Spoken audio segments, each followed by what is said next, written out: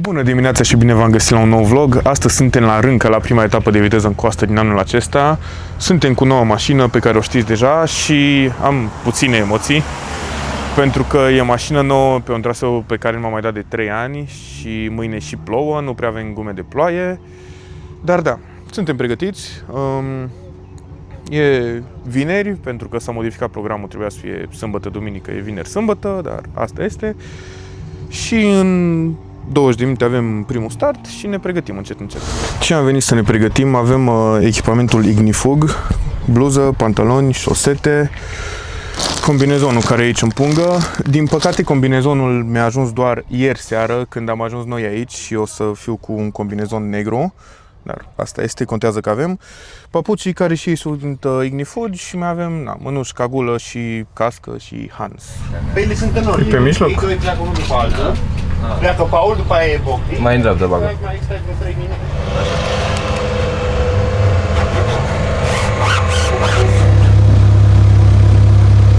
Și după cum vedeți, e un pic cam mare combinezonul, da? Asta este, defilăm cu ce avem. Și cred că în 5 minute plecăm. Ce frumos arată farurile. Deci că ești Michelin negru. Urât mi-ai zis. 477. În urmă cu Bobby, 17 ani, Bobby. același număr aveam și eu. Gata, dați să curgă. Bun. Salut!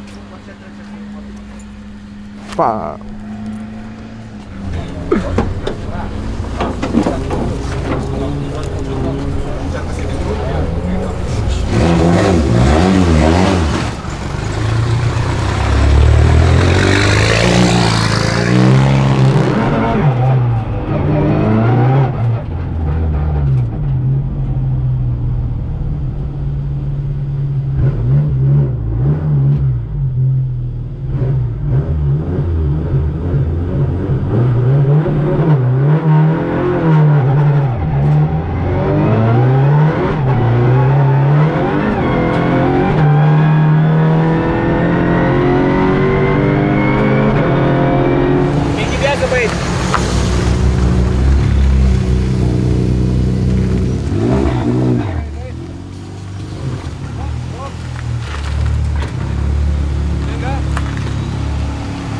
Și am terminat și prima urcare, e foarte ciudat, efectiv în acele de păr 1, 2, 3 și stau pe loc. Trebuie să mă obișnuiesc, trebuie să vedem cum dozăm accelerația, pentru că mi se pare că dacă nu-i dau destulă nu pleacă de pe loc, dacă îi dau prea multă stau pe loc, învârte roțile și e ciudat, nu știu. Probabil trebuie să mă învăț și să iau alte trase față de Evo, fiind tracțiune față, cred că trebuie să iau mai din scurt, gen late apex la toate virajele ca să ies drept. Și da, atât, nu știu, chiar nu știu. Nu pot să zic că sunt dezamăgit, dar nici foarte happy nu. Dar probabil până mă învăț de ea. Nu ți-au atins așteptările pe care le aveai. Da, nu e vorba de așteptări ca și mers. Ca și mers se simte clar că mașina e bombă, dar ca și stil de pilotaj, nu știu, nu-i stilul meu. Da, trebuie să mă reobișnuiesc.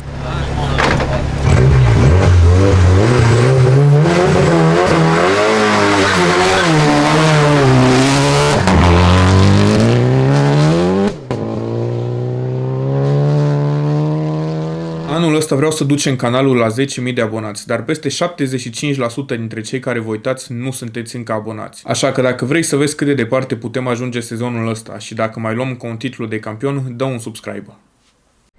Momentan micșorăm low la diferențial pentru că, nu știu, ori trebuie să vedem dacă e la mine din cap problema sau ori la mașină, dar pur și simplu nu înțeleg. Și ăla îl reglez mecanic, adică Da. un șurup pe care îl învârți pur și Exact, simplu? exact. Okay. Numai să văd unde ajunge cel mai ușor, că mai țin minte să mă ajungeam cel mai ușor. Și aici, vezi, erai cu a doua, aici trebuia să-i puți un 3. Și nu-ți rupea aia, pentru că în momentul când tu ai virat, ți-a rupt aderența și te-ai dus.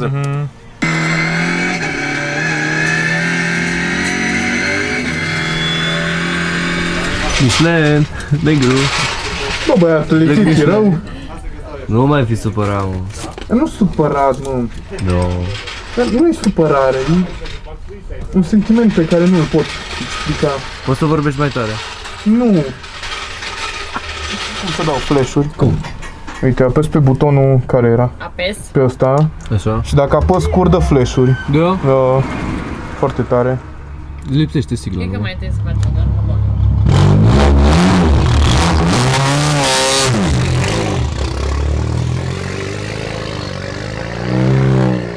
Deci? În primul rând, nu înțeleg de ce toată lumea zice că e Supra, nu Cupra. Nu înțeleg ce e așa greu de citit un C. Domnul auzi, Supra. Și da, ne-am dus până în start ca să ne întoarcă înapoi din start și pentru că așa se întâmplă la noi, știm că trebuie să deschidem circulația, dar totuși nu ne pasă și tot ducem concurenții. De ce să nu? Și acum reașteptăm să înceapă. Foarte tari setările noi la diferențial. Am făcut 150 de metri în întâia. Se simte diferența categoric. Da, am făcut și cu spatele. Foarte tare, mai ales pe neutru cu spatele. Genial, genial setup. Și acum așteptăm, cred că jumătate de oră, o oră, nu știu. Să ne despartă. Ai noroc.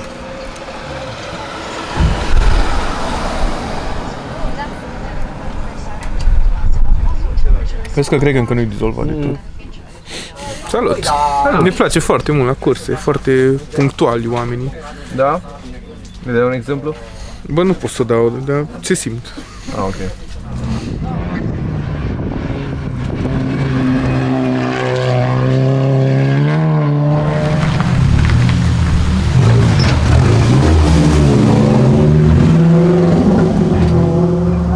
Nu prea e diferență mare. Mai încercăm acum să ridicăm un pic fundul, să ducem greutate pe față. Acum mi se pare că am mid-corner foarte mult understeer și nu înțeleg de ce. Că n-are nicio treabă cu load-ul la diferențial. Probabil gumele. Un out.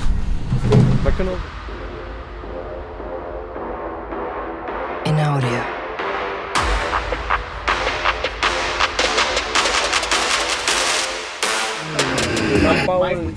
La Paul nu Ce vrei să faci?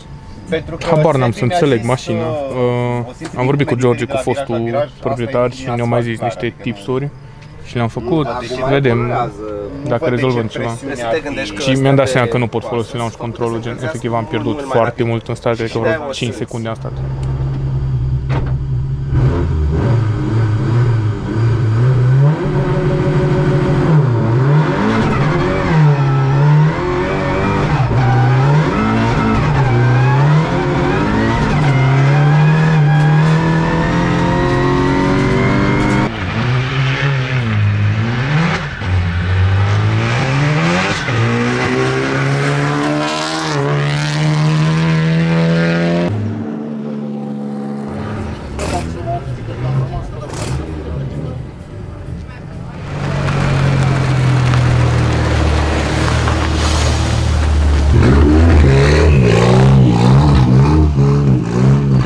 Bogdan, ce Da. concluzie ai tras după aceste videoclipuri?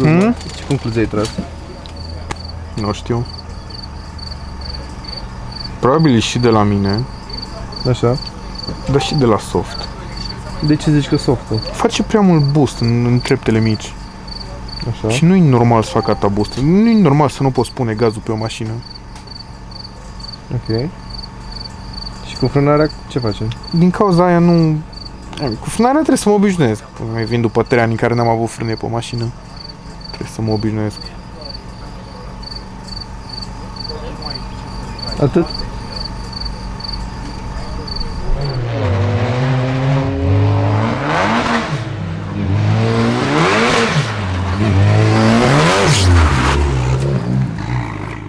Și în cadrul ăsta se vede foarte clar cum pur și simplu nu reușeam să pun puterea jos și roțile doar se învârteau în gol, dar stai până la final ca să afli care a fost problema și cum a rezolvat-o.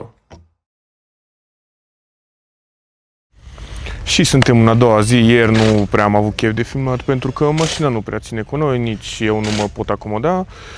Azi avem o vreme mai nasoală, o să fie problema de 10 ori mai gravă decât a fost ieri, dar sperăm să fim măcar într-un ritm mai apropiat, pentru că ieri nu am avut deloc pace. Mergem să bem o cafea și ne pregătim ușor, ușor. Probabil te-a tras pur și simplu mașina din Ok. virare. Ce n-am înțeles deloc și acolo vreau să vorbim un pic, între arci, între primul act de stânga și ăla de dreapta, Da. tu cumva ești în continuu virat și mașina într-adevăr acolo dă foarte mult în gol, dar cumva impresia este că nici nu reușești să o îndrepți. Ok. Că dacă ai îndrepta-o, ok, dai o short shift-uiești și atunci ar trebui să înainteze. Și după short shift nu mai lua gazul. Că tu faci short shift, iei gazul pui mașina în nas, iar îi dai gaz și de acolo se întâmplă un pic și din chestia asta. Adică nu este vorba că mașina n-ar avea o problemă, este vorba... Nici nu cum zice Adică car sau tu ești. cașcaval. Tu de unde ești? Din Cluj. Din Flora ești. Aveți apa Nu, da. Da, băi, Urât i-ai zis. băi, țărancu. De schimbat, ești pregătit de această etapă? Nu. Absolut deloc. Nu? Potențial loc? Nu prinzi loc? Nu prinzi loc? Nu. Mergem acasă mai ieri. Vă dați seama că eu aș vrea, dar subconștientul meu nu se poate. Gata? Da, și nici vreme, nu ne ajută. Uite, acum dacă eram cu Evo, bă, era vremea perfectă. Da, chiar că. Era vremea, deși dacă plouă mai tare, era vremea perfectă. Te și distrai puțin. Da. Acum nu ne distrăm, acum ne frustrăm. Principala greșeală pe care o faci în momentul în care începe wheel spin-ul, îi dai short shift și după aia ridici gazul. Și în momentul în care îl pui din nou, o ia de la capăt cu învârtitul. Tu îi faci short shift la 4.000 și trebuie să stai, să pui 500 de cai jos, să ai volanul cât de cât drept. Pe cât posibil, adică cât îți permite trasa și cât îți permite geometria virajului. Că acum nu o să iei tot virajul la relantit, te-ai pus drept și dai gaz, știi?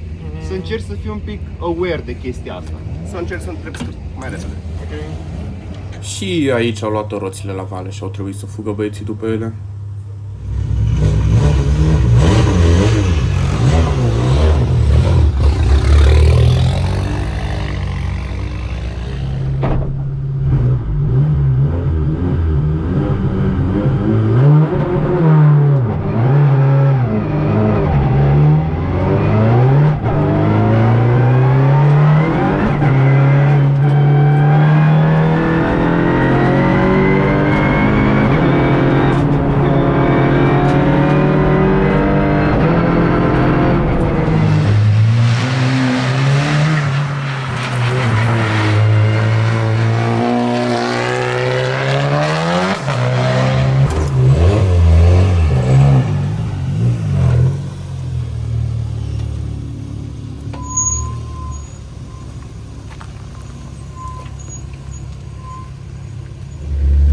Not bad. Dacă îmi spui și ce ai făcut alte, Am pus gazul jos și mașina a plecat înainte. ai făcut fața cu short shift-ul. Nu. Ieșit din acul de păr, gazul jos, până 7.000 de ture nu pierdea de rău.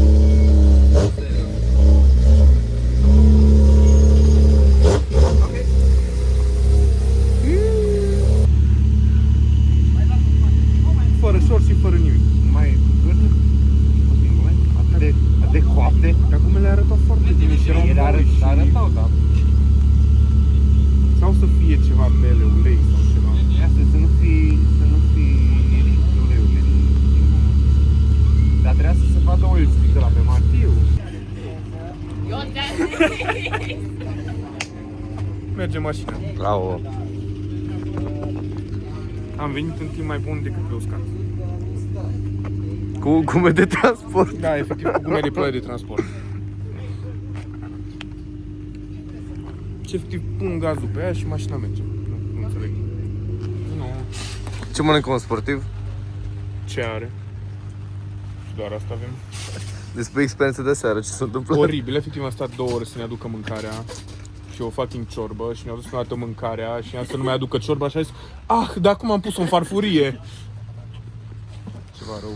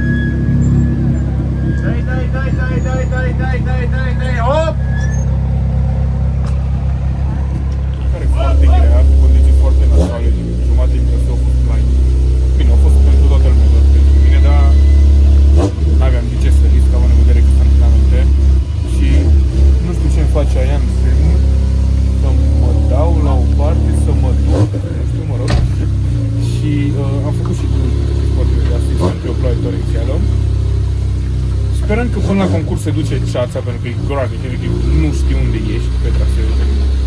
Stai pe stânga și te vezi că tu ești în viraj de stânga și după ai linie dreaptă și nu știi când vine virajul. Și la 150 ți frică să aștepți până vezi virajul. Efectiv vedeam două linii de alea punctate pe jos, cum fac atâta. Dar gen, pe mine nu mă supără să rămână neapărat condiția asta la traseu. Singura problemă e Pip, care gen trăiește, avem o viață aici. Bă, efectiv, merge, e prea nebun. crazy, omul. Prea nebun. Dar tu chiar te ții bine și ca timp și condițiile astea te ții foarte bine. Să rămână unde aia contează, că e ceață, că nu e ceață, să fie urmă.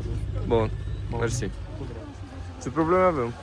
Curge apă înăuntru pe modulul de power distribution și multă, gen, și dat drumul la robine la maxim când am pornit ventilația. Și avem o ceață care nu mai dispare, dar nu mai prea plouă. Și asta înseamnă că o să câștige cine are mai mult tupeu să meargă, chiar dacă nu vede, decât cine e mai rapid. Cine a zis asta? Da, pariez pe Pip. Dar nu înțeleg de unde atâta ceață, gen, efectiv nu se vede nimic, acolo sunt munci, nu se vede nimic. Și probabil sus e mai grav. Începe? Da, mergem în concurs. Emoții? Batem pe toți. Nu. Nu? Bun.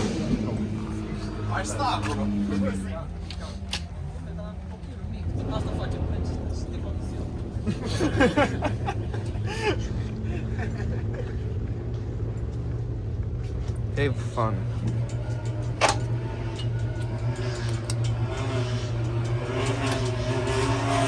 Bă, tu n-ai navigație.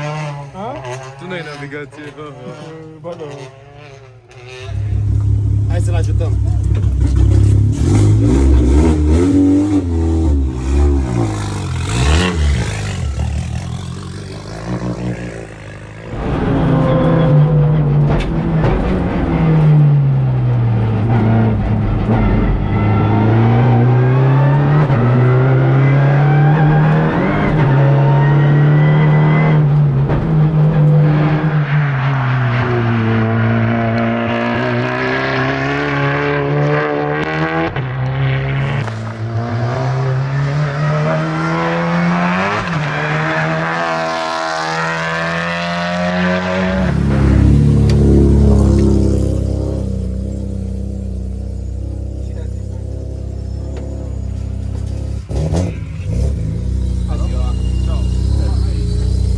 No.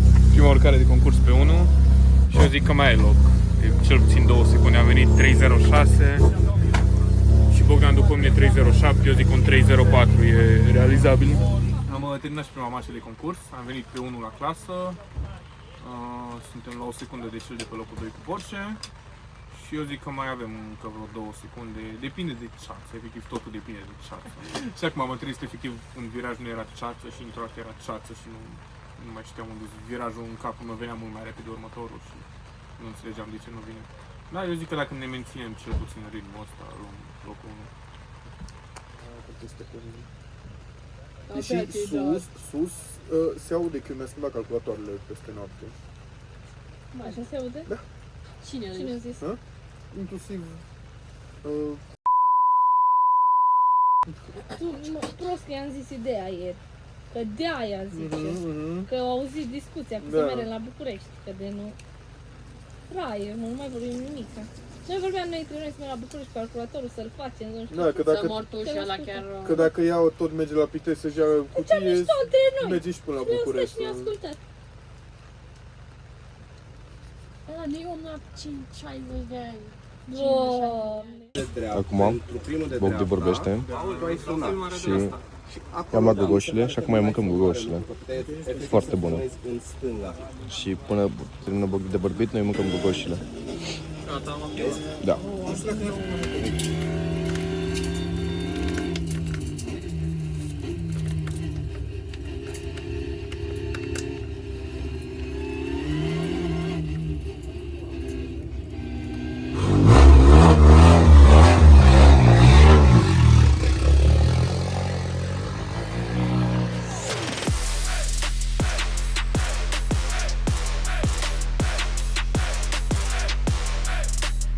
In audio.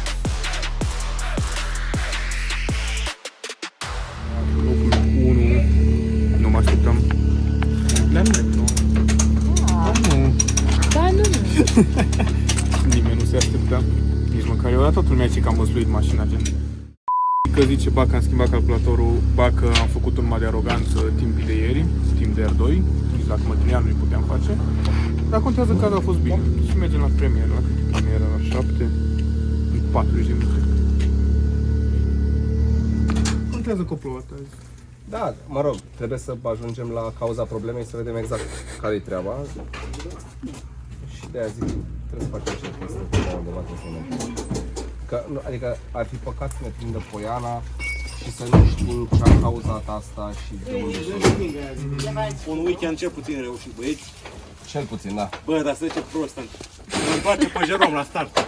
Și ora mai spun, puteți să coboară ăștia deja, eu direct. E și prima oară la curse.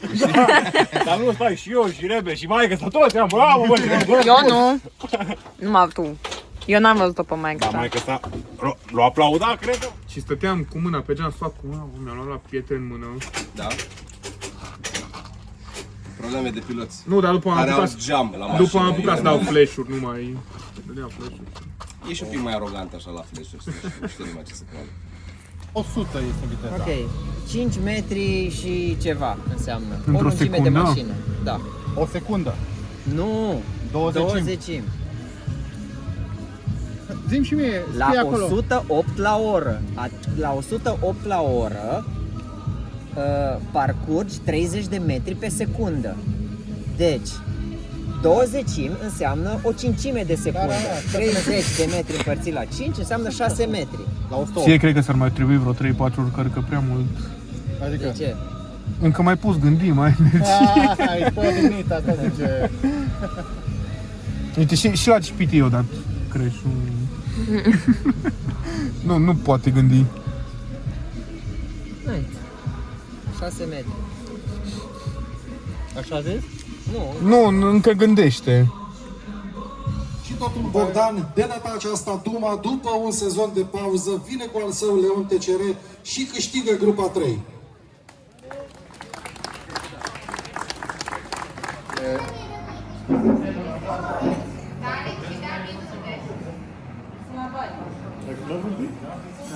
Și cam așa a arătat prima etapă din anul acesta pentru noi. Cred că cea mai frustrantă cursă pe care am avut-o în viața mea, dar partea bună e că totuși am reușit să câștigăm, ne-am dat seama care e problema și știm că nu mai avem bătăi de cap sau cel puțin sperăm că nu o să mai avem bătăi de cap restul sezonului sau poate chestii minore, dar oricum nu ca și la Evo. Și da, mulțumim partenerilor Coasta de Est, Școala de Șoferi Academy și Landgame pentru că ne susțin și ne vedem data viitoare la Poiana. Pa!